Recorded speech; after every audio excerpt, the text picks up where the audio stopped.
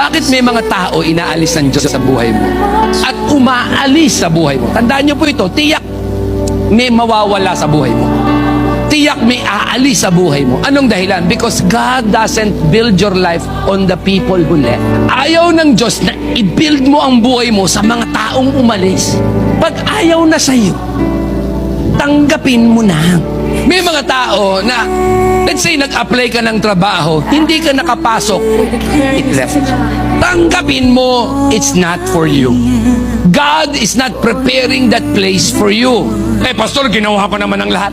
Okay, ginawa mo ang lahat, and yet sarado ang pinto. Tandaan mo ito, Diyos lang ang pwedeng magbukas. Pag ang Diyos nagbukas, kahit sinong gusto magsara, hindi makapagsasara. Pero kapag ang Diyos na nagsara, kahit sino, hindi pa na makapagbubukas.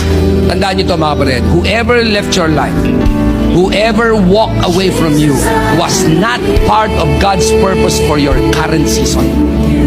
Kapag may umalis sa'yo, may mga bagay na nawala sa'yo, business na wala sa'yo, trabahong nawala sa'yo, perang nawala sa'yo, ibig sabihin, hindi siya part ng God's purpose for you in that current season. That's why God allowed it to go away. Pwede naman niyang pigilin eh. Pero ba't di niya pinigil? Kasi sabi ni Lord, anak, hindi mo yan kailangan for this season.